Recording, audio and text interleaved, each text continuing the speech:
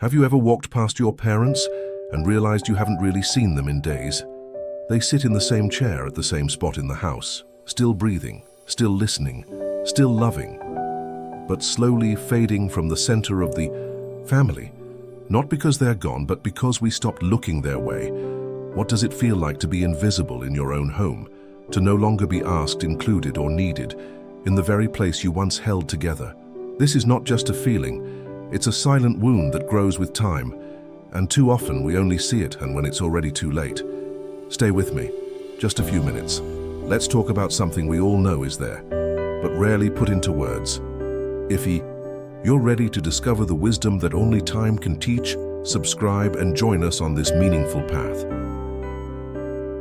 The feeling of being invisible in your own home. There are mornings when I wake up, the house still quiet as always, yet deep inside, I feel like a stranger in the very place I once built.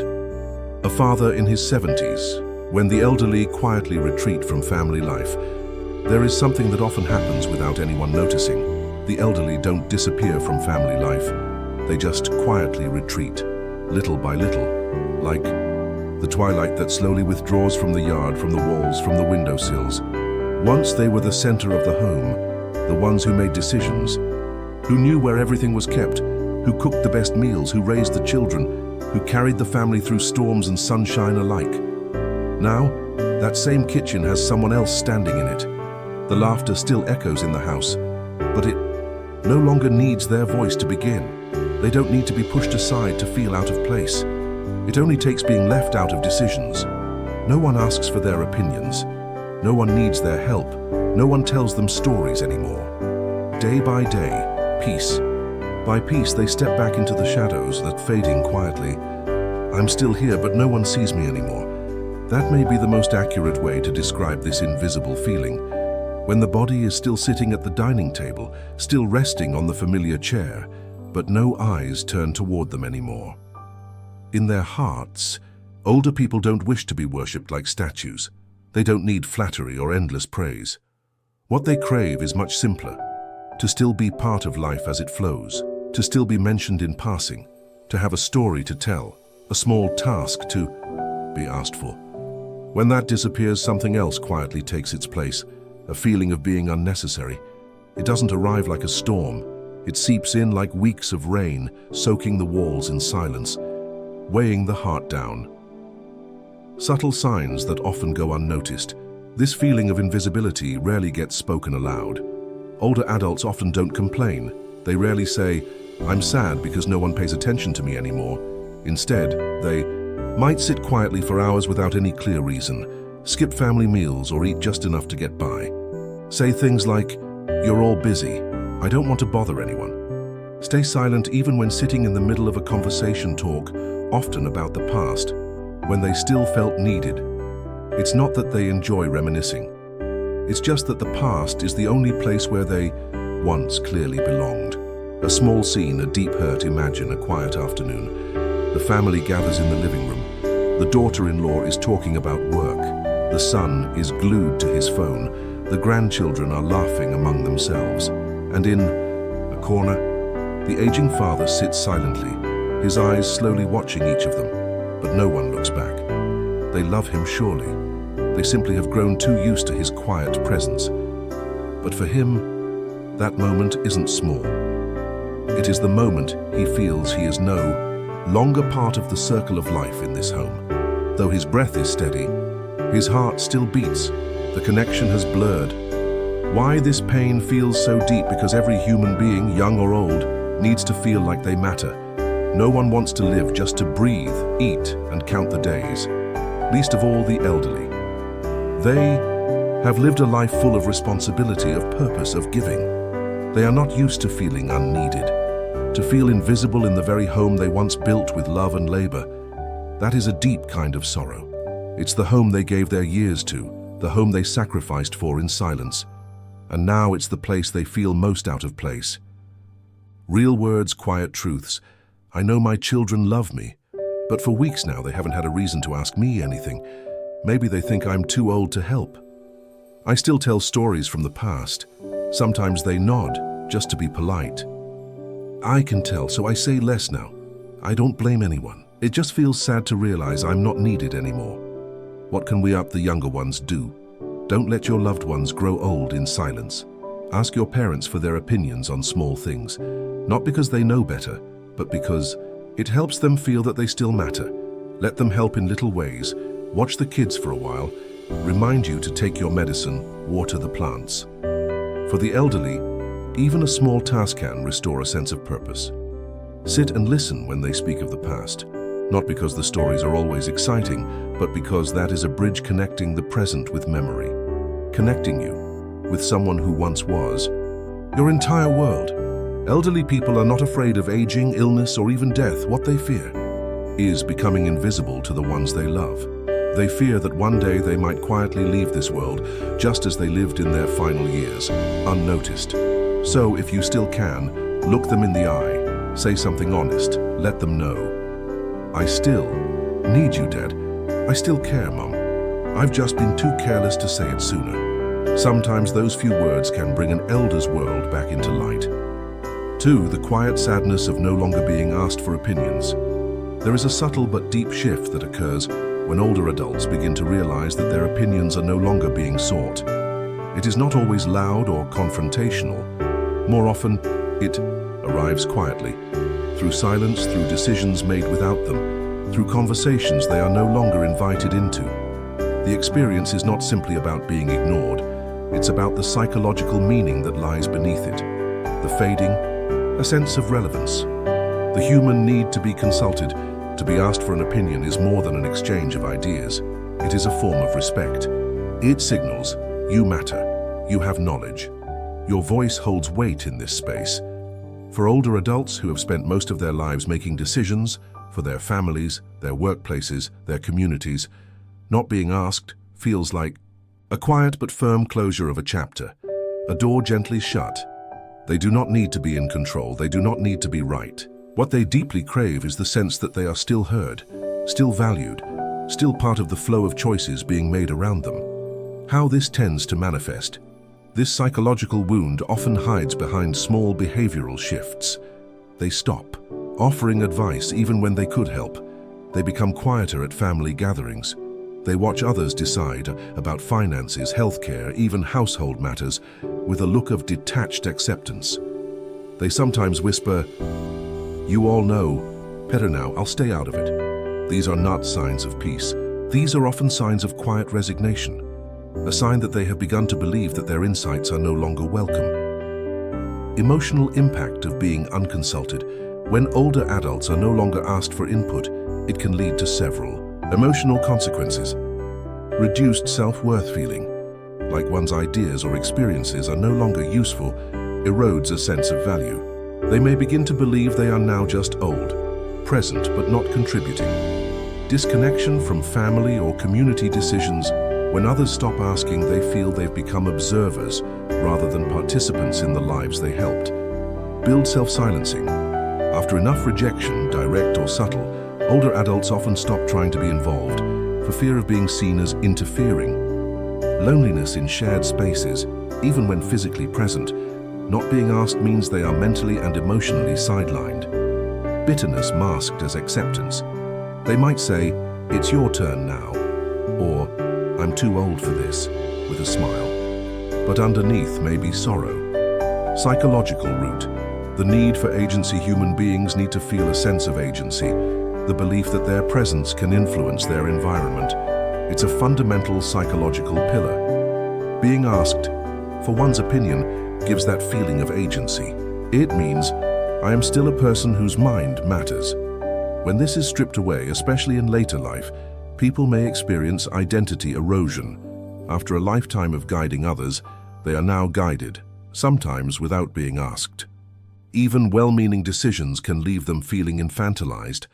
The impact on their relationship with themselves. Not being asked doesn't only affect how older adults relate to others, it also begins to change how they see themselves. They second-guess their memories or insights. They hesitate to speak up.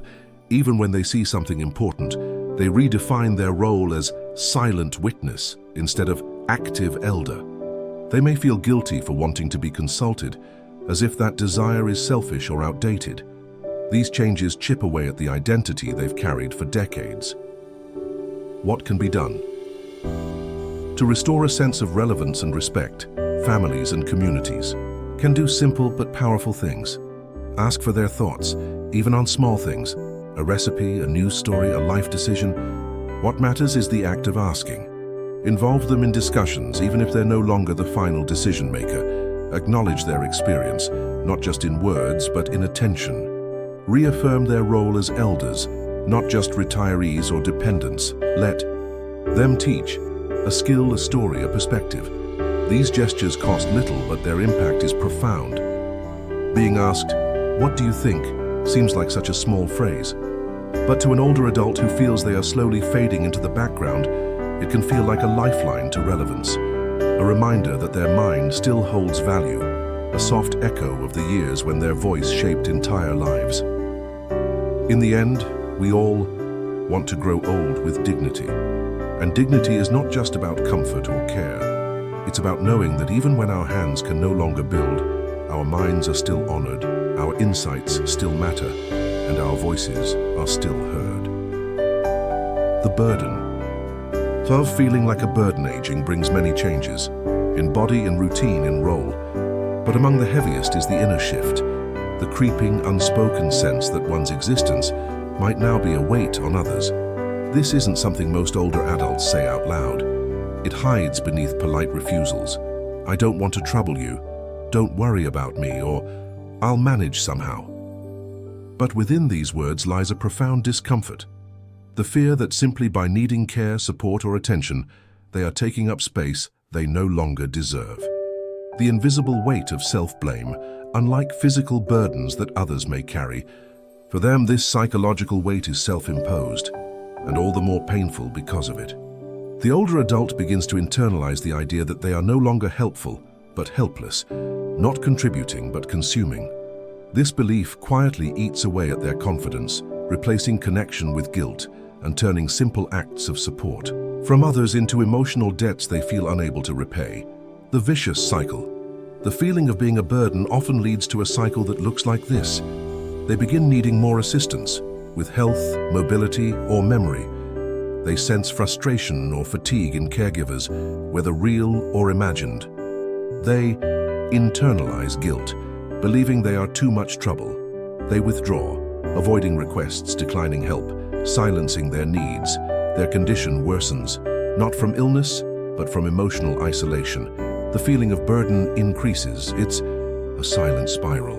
No one sees the descent because on the surface, they appear simply quiet, easygoing, or non-demanding. But beneath that surface may be a heart full of self-blame and sorrow. The psychology behind it, this sense of being a burden, stems from a loss of reciprocity. The belief that relationships must be mutual, balanced, fair. Older adults have often spent decades giving, raising children, caring for others, providing stability. When the roles reverse and they are on the receiving end, many find it hard to accept. They feel they are violating a lifelong ethic of give more than you take. They do not measure love in feelings but in usefulness. And once they feel no longer useful, love itself becomes hard to receive. Common behaviors signaling this feeling. You may not hear an elder say, "I feel like a burden," but their actions speak, frequently apologizing for small things. "I'm sorry I had to call you again."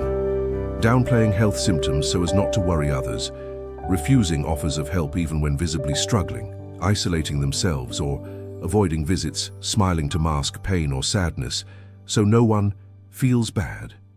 These are not signs of independence but of silent suffering, emotional consequences, chronic guilt. They feel they are interrupting others' lives, even if that's not the case. Shame about aging. Needing help becomes not just inconvenient, but humiliating. Loss of dignity. Accepting assistance starts to feel like surrendering their identity. Emotional suppression. They stop sharing their worries, pains or fears, bottling up what they feel. Trapped love. Even if surrounded by care, they struggle to fully receive it. Reframing support. From burden to bond, what can be done to soften this deeply human fear? The answer is not just to provide help, but to change the meaning of help in their eyes. Normalize interdependence. Remind them gently that needing others is not a flaw of aging. It is a part of being human. Balance giving and receiving. Let them support you in small ways, through advice, storytelling, spiritual wisdom, or simply presence. Contribution doesn't end with physical strength. Affirm their worth without condition. Make it clear their presence matters, not just what they do. Express gratitude, not pity. Instead of saying, "Don't worry about it," say, "I'm grateful. We get to spend this time together." Language shapes how they see themselves. There is a quiet sorrow in feeling like a burden, and a deeper sorrow in hiding that feeling behind smiles. But there is also healing in remembrance, that love is not measured by how useful we are, but by how fully we allow ourselves to be seen, be loved and belong, even when we can no longer give as we once did. Old age is not a deficit. It is a season, one that deserves tenderness, not tolerance. And in that season, the greatest gift we can offer is not just our care, but our reassurance. You are not a burden. You are a blessing that continues to unfold. 4. Losing the role they once defined themselves. While we spend most of our lives building an identity around what we do, the roles we fulfill, the people we take care of, the contributions we make, we say, "I am a teacher, I'm a father, I manage the household, I run the shop." These roles are not just jobs or duties, they are reflections of our worth, our purpose, and often our very sense of self. But what happens when those roles fade? When retirement arrives, when children grow up and move away, when the house no longer needs tending, when the phone no longer rings with questions only they could answer. Many older adults experience a quiet identity crisis, not because they've forgotten who they are, but because the world around them no longer reflects it back. Roles as the building blocks of identity. In early life, identity forms from within, dreams, ideals, beliefs. In adulthood, identity is often built through roles. The provider who worked tirelessly to secure the family's future, the nurturer who cared for every detail of home and heart, the decision maker, the peacemaker, the protector. These weren't just tasks, they were meaning. Repetition turned them into self-definition, and over decades they became a form of quiet pride. This is who I am and this is how I matter.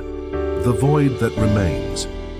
When roles ending often strips away those familiar roles, not all at once but piece by piece, the children no longer need daily guidance. Work has ended. No more schedules, no titles, no meetings. The body, no longer allows for caregiving as it once did. The community or neighborhood changes. Old friends move or pass, and with each change, the reflection in the mirror grows more uncertain. If I'm no longer doing the things that defined me, then who am I now? Signs of identity disruption in older adults. The loss of role-based. Identity often leads to subtle emotional shifts. A lack of motivation.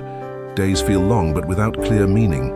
Withdrawing from conversations about current events or family planning, feeling they no longer belong in those spheres. Difficulty. Accepting help, because it reminds them they are no longer the ones who provide. Nostalgic focus, frequent references to "back when I was," as a way to re-anchor identity. Low self-esteem, especially when physical or cognitive decline seems to prove that they are less capable now. Psychological weight, the loss of identity. Anchors, the human psyche seeks stability.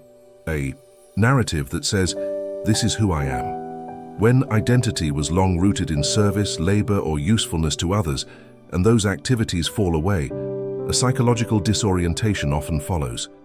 It's like sailing without stars. Even if a person is well loved and cared for, they may quietly wonder, am I still me if I no longer serve the roles I always have? This is not vanity. This is the human need for continuity, for feeling that our essence remains, even when the outer forms change. The grief that goes unnamed. The loss of a role is a kind of grief, but one that rarely receives acknowledgement. There is no funeral for the role of father who is needed every day, or teacher whose advice shaped futures, or matriarch who held the family rhythm together. So the grief becomes internal. It shows up as a soft sadness in quiet hours, a sense of floating through life untethered, an envy of younger people who still carry titles, purpose, direction, a fear that the useful years are behind them, and only waiting remains. Pathways toward healing from the loss of role-based identity, requires gentle redirection, not toward old roles, but toward a deeper, more timeless self. Here's what can help. Affirm intrinsic worth. Remind them and help them remember that they are not valuable because of what they do, but because of who they are. Their essence matters, not just their function. Create space for new, lighter roles: grandparenting, mentoring, storytelling, spiritual guiding. These may be less demanding, but deeply meaningful. Celebrate being, not just doing. Presence is a gift. Sitting quietly with a loved one, watching the garden grow, sharing a meal, these are forms of love and life too. Invite reflection, not just distraction. Encourage journaling, spiritual exploration, or conversation about legacy, helping them see that their value is now less in action, more in wisdom. Build community where age equals reverence. In societies that honor elders, aging feels like ascension, not descent. We must build that reverence back, in families, in cultures, in hearts. A new kind of role, being the soul of the story. Every family, every community, every life has a soul. And elders are often that soul. Not because they direct traffic anymore, not because they solve every problem, but because they hold the memory, the meaning, and the calm presence that anchors everyone else. The role may have changed, but it has not disappeared. It has simply evolved into something quieter, deeper, and no less sacred. There is life after roles. There is identity beyond title. There is value in simply being, breathing, observing, holding space for others to grow. And perhaps the greatest wisdom we can offer our elders is this: you are not who you were because of what you did. You are who you are because of the love, strength, and story that live in you, still, always now. 5. Isolation in a connected world. The world today is more connected than ever. Messages fly in seconds, photos update lives in real time, and 1,000 voices echo online every moment. And yet for many older adults, this very world feels more distant than ever before. This is the paradox of modern aging: to feel completely alone while surrounded by constant connection, not because others don't care, not because they have been forgotten, but because the rhythm of life has changed, and they no longer hear their own name in its music. When the world speaks a new language, today's communication is quick, abbreviated, digital. But the older generation often grew up with slowness, letters written by hand, conversations over tea, visits that stretched through an afternoon. So when life becomes fast and silent, with family chatting through screens, plans made in group texts, photos shared without phone calls, many elders feel they are on the outside of the window, watching life happen inside. It's not just about technology. It's about the emotional feeling of not being needed, not being included, not being part of the flow. The many faces of modern isolation in older adults isn't always physical. In fact, it often looks like this: sitting alone in a house that used to be full, hearing about family news only after it happens, seeing photos online instead of being invited to the moment, avoiding calls because they fear being a bother, not knowing how to use the devices that now carry most communication.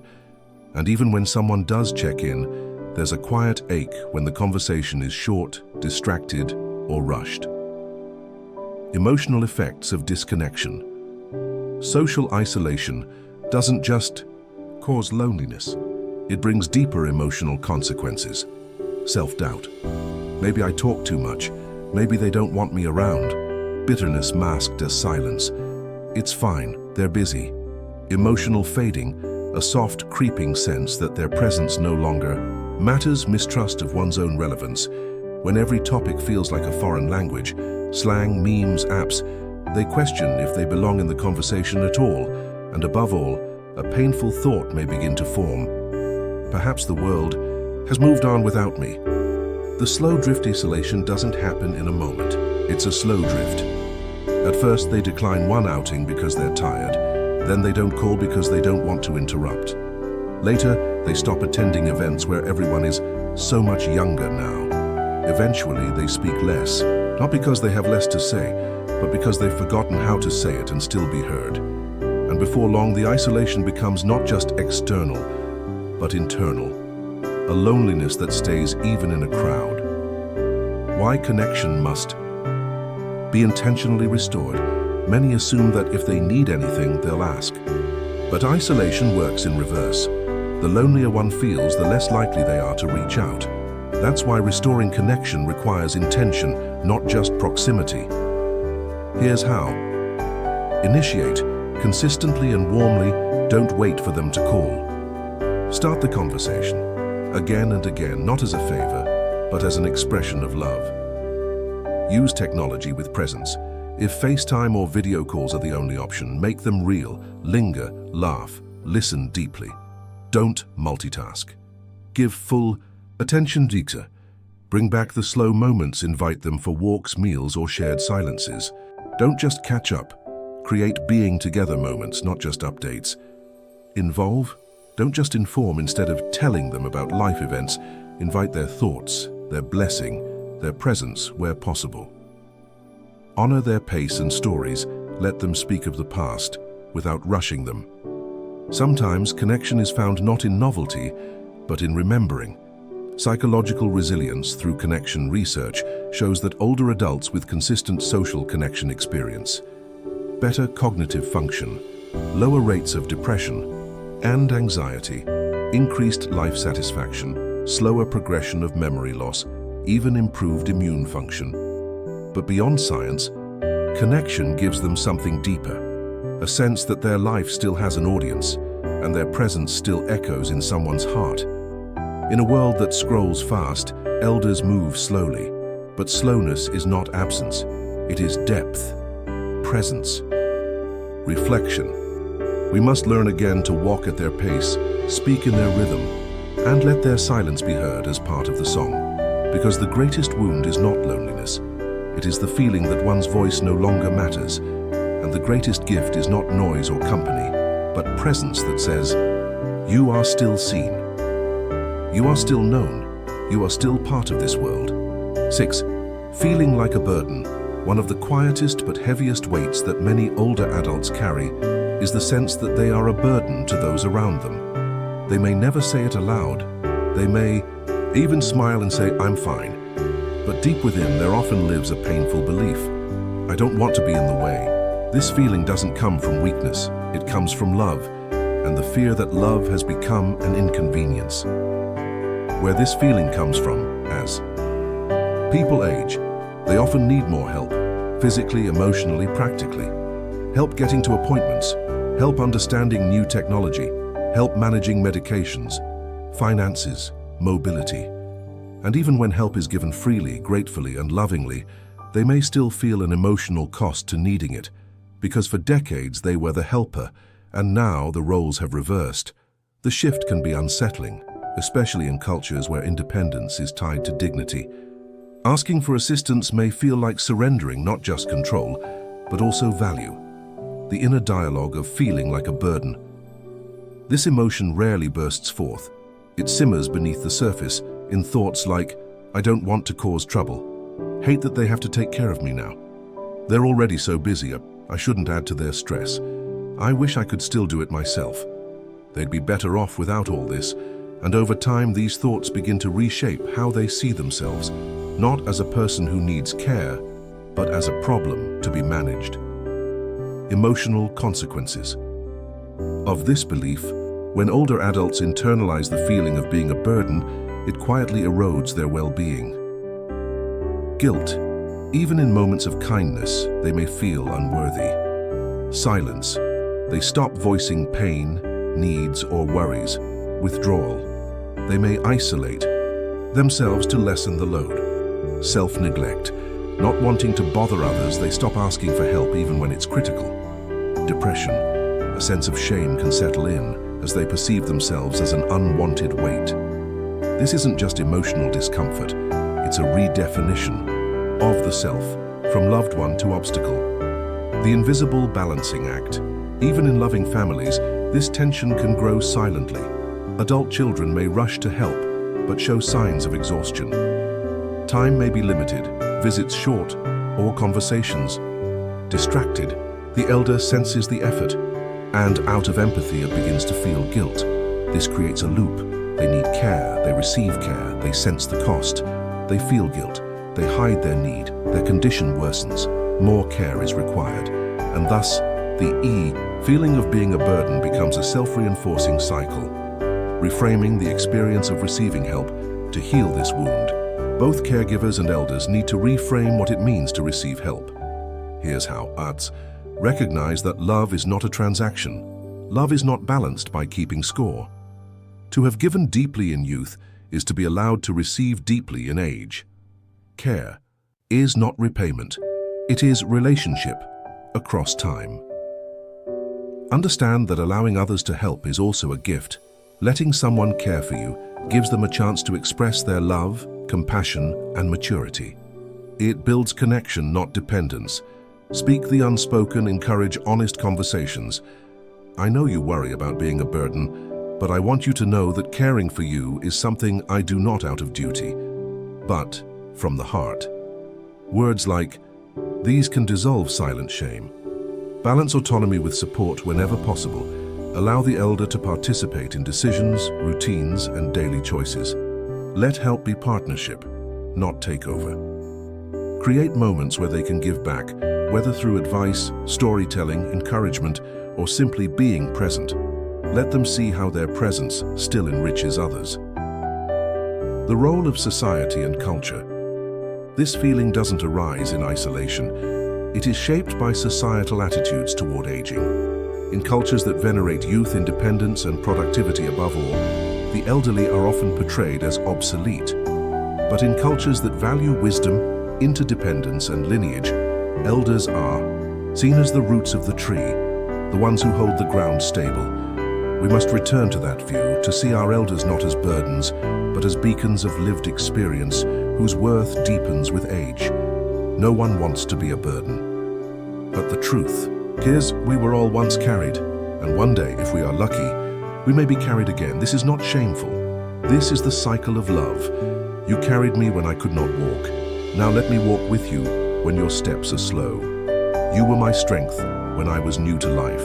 Let me now be your strength as you soften into wisdom. May we say this, not just with our hands, but with our hearts. May we remind the elders in our lives, you are not a burden. You are a blessing we are honored to care for. 7. Loss of identity. After retirement, there's a moment in many people's lives when the world no longer expects them to show up at 9 a.m. No meetings, no briefings, no nameplate on a door, no title after their name, just space, silence, and a question. That begins to whisper, who am I so now? Retirement is often imagined as a reward, a well-earned rest, a chapter of freedom. And for some it is, but for many it comes with an unexpected ache, the slow unraveling of a long-held identity, the work we carry inside. For decades, our work becomes part of how we introduce ourselves. I'm a teacher, I'm an engineer, I run my own business. I work for the city. It's more than a job. It's a shape the world recognizes, a rhythm that structures the week, a reason to rise in the morning. And beyond all, it is a source of worth, a role that tells us, you are needed. So when retirement arrives, even if it's welcomed, how something begins to shift. Suddenly the old markers vanish, the phone rings less, the inbox empties, the calendar opens wide, and without the external structure, the internal self can begin to drift. What loss of identity feels like. For some older adults, the absence of a career role feels like an emptiness of purpose. What do I do now that matters? A fading of recognition. People used to come to me for answers, now they just nod politely. A crisis of self-definition. I don't know how to describe who I am anymore. A quiet shame. Everything I built feels behind me now. Even with hobbies, family, or good health, this psychological disorientation can persist, especially in a society that so often ties value to productivity. The inner foundations that crumble retirement doesn't just end a paycheck. It can shake several inner foundations. Structured days become unstructured, leading to restlessness or inertia. Social connection, colleagues disappear. Casual daily interactions vanish. Status and respect titles no longer open doors or command attention, validation. The work that once brought praise or results is gone. Contribution, without a role, it's easy to feel unnecessary, like an extra piece on the board. These aren't small shifts. They touch the very core of how one experiences the world and oneself. Rebuilding identity beyond work, but retirement is not an end. It's a re-entry into a self that was always more than a job title. Here's how older adults can begin to rediscover identity in this new chapter. Honor what has been, but release the role, acknowledge the years of work, the impact made, the wisdom gained, but gently let go of the idea that identity must stay tied to occupation. You were more than your job, you still are. Explore latent or forgotten passions. What did you love before work consumed your time? Art, reading, mentorship, travel, gardening. This is not about staying busy, it's about returning to joy. Redefine purpose, not productivity. Purpose in this stage might look quieter, but no less meaningful. Supporting a grandchild emotionally. Sharing. Stories that pass on culture. Volunteering in a way that uplifts others. Being present for someone in grief or transition. Purpose is not always about doing. Sometimes it's about being.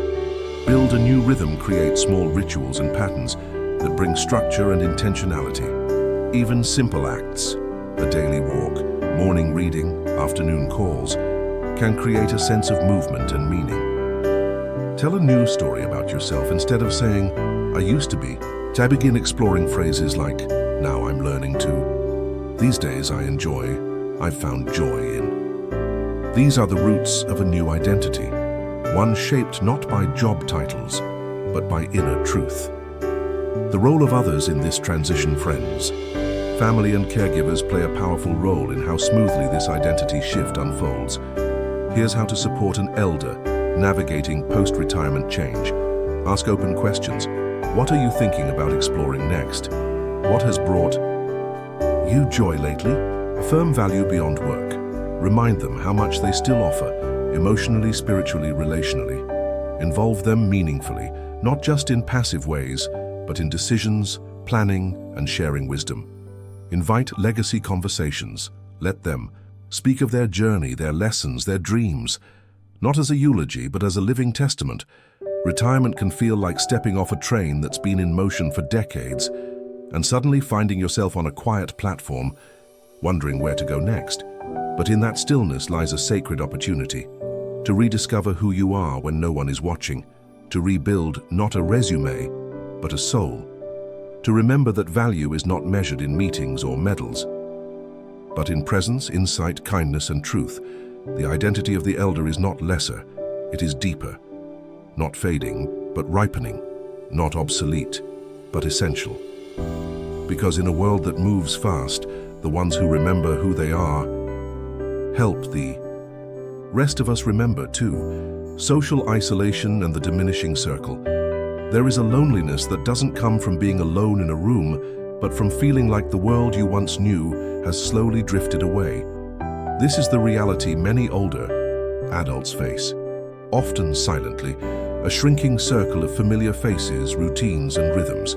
Friends pass away, family members grow busy, conversations grow fewer, invitations stop coming, and the house grows quieter day by day. This isn't simply about lacking company. It's about social disconnection, a slow fading of community, identity, and belonging. Why social isolation hits hard in later life. In earlier stages of life, social interaction is often built in. Jobs, parenting, school events, neighbors, community activities all create natural bridges to others. But in later life, those bridges often fall away. Retirement ends workplace camaraderie. Loss of peers narrows the friend circle. Physical limitations restrict mobility.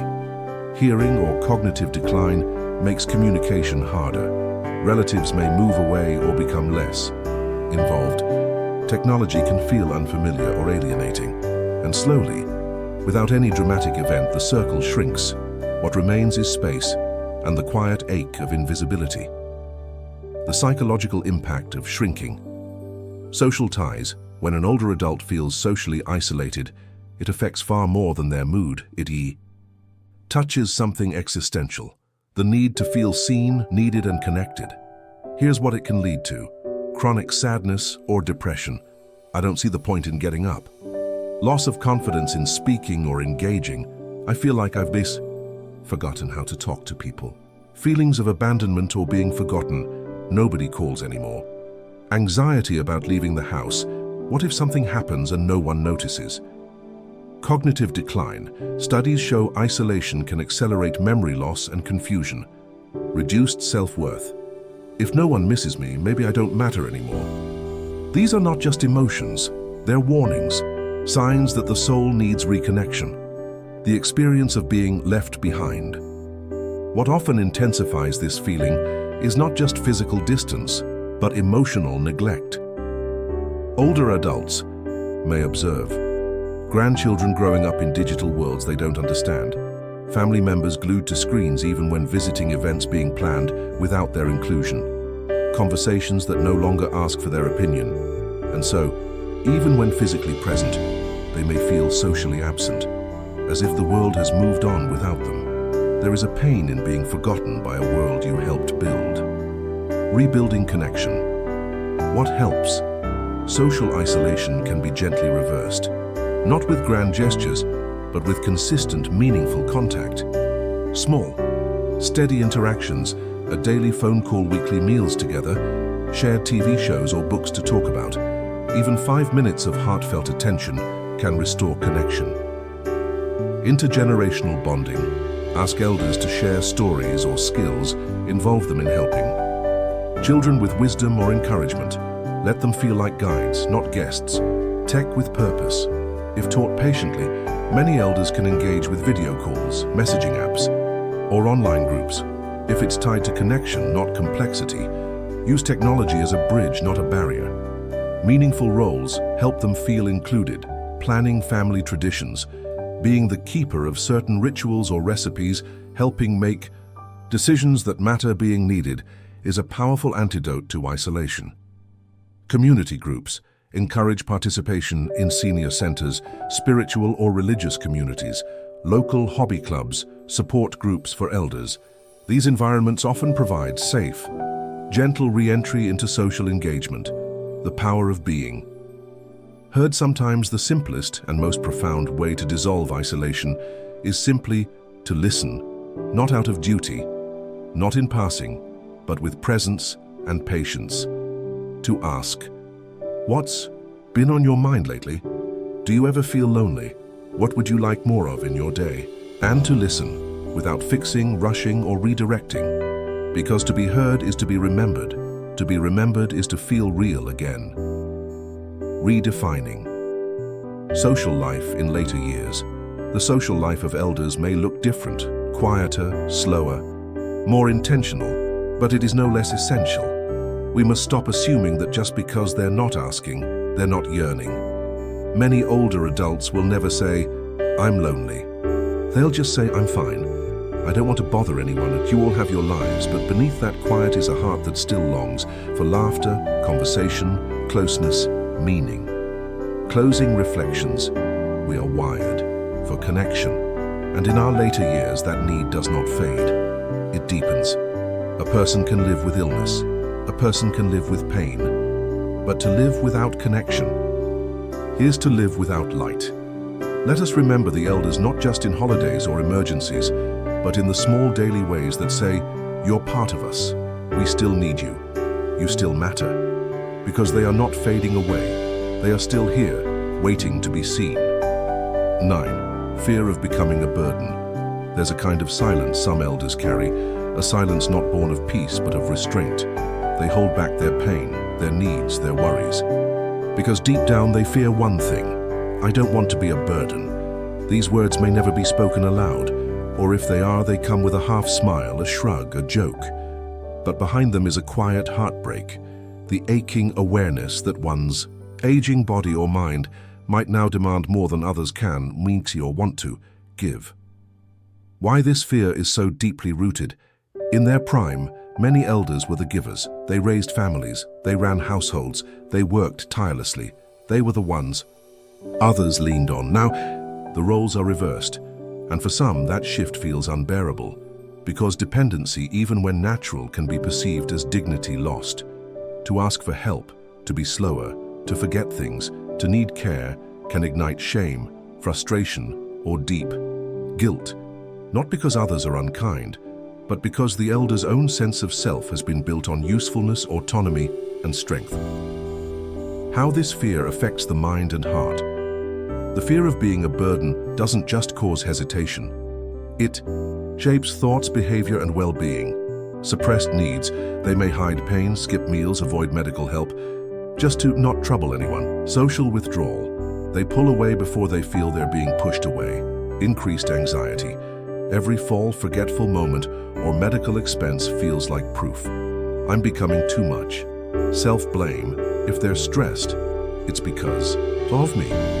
Depression and hopelessness, when someone feels like a problem, they can begin to feel like they don't deserve space. These emotions run deep, often masked behind politeness, humor, or stoicism. The invisible weight on the elder's heart. Here's what many elders will never say but often feel. They have their own families now. I don't want to get in the way. They already do so much. I can't ask for more. I hate that they have to clean up after me. If I fall again, maybe I shouldn't say anything. Maybe it'd be better if I wasn't around so much. These aren't manipulative thoughts. They are the fragile expressions of someone trying to preserve dignity in a body that is changing, often against their will. How to ease this fear? Gently and honestly, to support someone living with the fear of being a burden. We must do more than offer help. We must reshape the meaning of care. Normalize interdependence. Remind them that needing support isn't failure. It's human. There were years when you carried me. Let me carry you a little now. Care is not a one-time transaction. It's a circle. Name their value beyond their independence. Say things like, I love your stories. It means a lot when you're around. You still hold this family together. Make it clear their presence, not just their performance, is precious. Invite participation in ways that preserve agency instead of doing everything for them. Find what they can do and let them own it. Folding laundry, sharing advice, choosing the movie, telling the family recipe. This isn't about keeping them busy. It's about restoring dignity through choice. Avoid language that confirms their fear. Even well-meant comments like, you're exhausting me. Why do you always need help? This would be so much easier without you here. Can pierce. Deeper than we know. Choose empathy. Speak with warmth. Use patience as a language. Talk about the fear, openly. If the moment feels right, gently name what they may be holding. Do you sometimes worry that you're a burden? Just asking opens the door for healing. It says, I see you, you don't have to carry this fear alone. The deeper truth.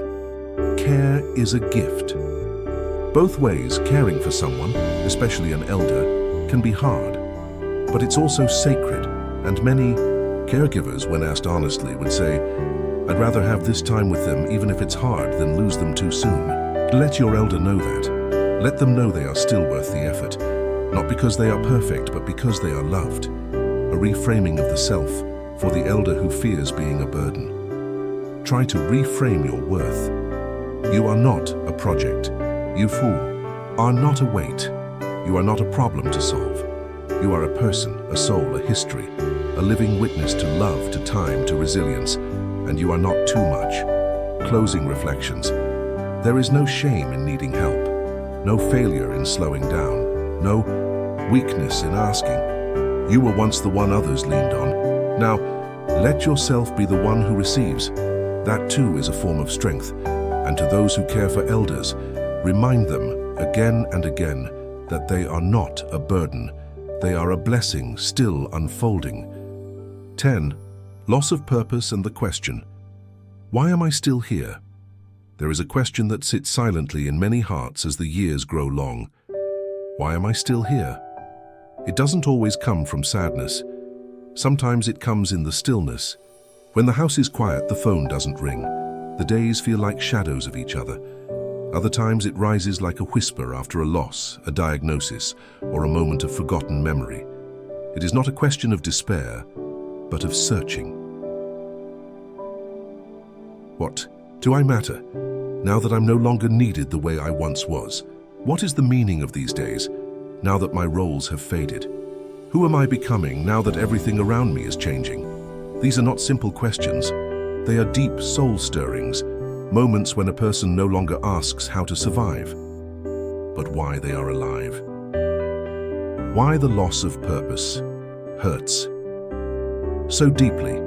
For many people, especially those who lived through decades of responsibility, raising families, serving others, or building careers, purpose was always tied to action, to care, for others, to build something meaningful, to protect, to lead, to provide. When those duties end through retirement, the passing of a spouse, children moving away, or a change in health, a strange emptiness may follow. The clock keeps ticking, but the reason to get out of bed feels unclear, and in that quiet space the question comes again: what is left for me to give? What this looks like in daily life. This emotional void can show up in quiet, ordinary moments, waking up with no clear reason to move. There's nothing I have to do. Feeling forgotten in decisions or family matters. They don't ask me anymore. Withdrawing from conversations, I don't have anything useful to say. Doubting one's place, they're better off without me hovering. Avoiding medical care, what's the point? These are not dramatic cries for help. They are the subtle signs of a soul quietly wondering if its time has passed. Psychological impact of purpose loss. When an elder feels they no longer have a role, several emotional and mental consequences may arise. Depression, not always visible, but a deep sense of numbness or despair. Cognitive decline. Mental stimulation decreases when engagement and curiosity fade. Increased risk of illness. Studies show that people with a strong sense of purpose live longer and cope better with disease. Loneliness and withdrawal without a why. Connection feels optional, even uncomfortable. Spiritual distress. For those who once anchored meaning in family, career, or community, the absence of those can feel like an identity crisis. Reawakening purpose. A gentle invitation. Purpose in later life does not need to be grand. It does not need applause, productivity, or performance. Often the most powerful forms of purpose are quiet, simple, human. The purpose of presence. Even in silence, your presence matters. A grandparent's gentle voice can calm a restless child. Smile at the window can be someone's reason to wave. A story repeated for the 10th time may still carry truth someone needs to hear. You don't need to do more. Sometimes you just need to be. The purpose of witnessing. Older adults are the keepers of memory, of lived wisdom. To witness life, to remember, to reflect, to pass on stories is not passive. It is sacred. You are the memory of a family, the bridge to a time younger generations will never know. The silent teacher of endurance. Forgiveness, patience, that is purpose. The purpose of blessing. Others, you still have power. To bless with your words, to encourage when others doubt themselves, to pray. If you are spiritual, to write letters or share thoughts that nourish others. Purpose lives in your ability to love still. The purpose of growth. It is never too late to learn something new. A song, a poem, a language, a meditation practice, a craft, a deeper understanding of yourself. There is purpose in simply evolving, inch by inch, insight by insight. Redefining purpose beyond utility, or culture often ties value to doing, and so when we can no longer do what we once did, we feel discarded. But true purpose is not what you accomplish. It is who you are becoming. Your gentleness may be your gift. Your stillness may be a mirror for others. Your quiet faith, your resilience, your compassion, these are all legacies. You are not empty. You are becoming more spacious, more distilled, more soul than ego. That, too, is a journey. A spiritual perspective. You are not here by accident. If you still wake in the morning, if your heart still beats, if breath still fills your lungs, then you are not here by mistake. There is still someone to love, something to learn, a kindness to give, a moment to witness, a silence to embrace. Your very being is part of the world's unfolding. What helps in times of purpose? Doubt for caregivers, family, and community. Here's how we can support elders in rediscovering meaning. Ask deep questions. What gives you joy these days? What would you still like to do? Honor their insight. Let them share, not just advice, but feelings, doubts, memories. Invite small roles, even tiny tasks. Folding laundry, choosing a book, blessing the meal, can reawaken agency. Express that they matter. Don't assume they know. Say it. You still teach me things. I love having you around. Be with them in silence. Sometimes purpose is reborn, not through answers, but presence. Final reflections. You still belong. Dear elder soul, you are not past your time. You are not waiting for life to end. You are still part of the great, unfolding mystery. Even in your quietness, you are changing the room. Even in your stillness, you are part of the tide. You belong here, still, now, entirely. And your presence is a quiet blessing the world needs more than it knows. Have you ever sat quietly beside an older loved one and wondered what thoughts they were carrying behind that soft smile? Perhaps they laughed at your stories, asked how your day was, or gently waved you off when you offered help. But deep down, beneath the layers of grace and patience, there may have been unspoken aches, questions of worth, of place, of time. Aging is not just about the body changing. It's about the mind navigating new landscapes and the heart learning how to belong again in a world that often moves too fast to notice. This series was born from a simple desire to listen deeply, to see clearly, and to honor the silent. Emotional journeys that many elders walk each day. Each part explored a different emotion: fear, grief, shame, loneliness, not as problems to fix, but as truths to understand, gently, honestly, together. And now, as we close this series, may we pause and breathe in all that has been shared. A quiet bow to the journey if you've made it here. Thank you. Truly. Not just for reading, but for caring, for choosing to look into a world that so often goes unseen, the inner life of our elders, those whose hair has turned silver, but whose spirits still burn with questions, memories, hopes, and dignity. This series was never about sadness. It was about recognition, about saying to each elder soul, I see you. I see your strength in the way you carry your losses with grace. I see your love in the way you step back so others can grow. I see your worth in your wisdom, your patience, your quiet presence. And to those who feel left behind, no longer needed, or forgotten, please hear this: you are still needed, still loved, still part of the story. Whether you are a caregiver, a son, a daughter, a grandchild, or an elder yourself, may this not be the end of a reading, but the beginning of deeper connection. Talk more, ask more. Sit quietly beside those who've lived longer than we have, because within them are not just years, but entire libraries of humanity waiting to be held. Let this series be a door, and may we all choose to walk through together.